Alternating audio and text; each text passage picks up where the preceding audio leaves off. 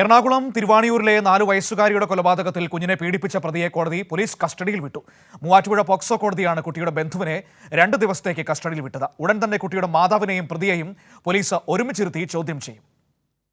Puthencruz police സമർപ്പിച്ച custody അപേക്ഷയിലാണ് Muvattupuzha POCSO കോടതി കുട്ടിയുടെ പിതൃ സഹോദരനെ 2 ദിവസത്തേക്ക് കസ്റ്റഡിയിൽ വിട്ടത്. തിങ്കളാഴ്ച വരെയാണ് കസ്റ്റഡി കാലാവധി.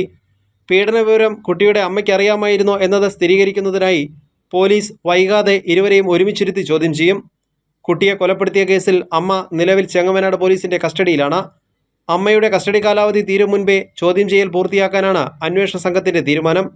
1 വർഷത്തോളമായി കുട്ടിയെ പീഡിപ്പിച്ചിരുന്നു എന്നാണ് പ്രതി പോലീസിന് നൽകിയ മൊഴി.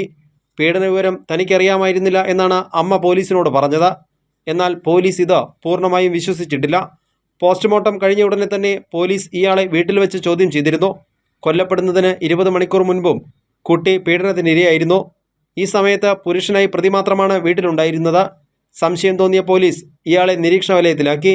കുഞ്ഞിൻ്റെ സംസ്കാരം കഴിഞ്ഞ ശേഷം പോലീസ് സ്റ്റേഷനിൽ വിളിച്ചു വരുത്തി ചോദ്യം ചെയ്ത ശേഷമാണ് പ്രതിയെ കസ്റ്റഡിയിലെടുത്തത്.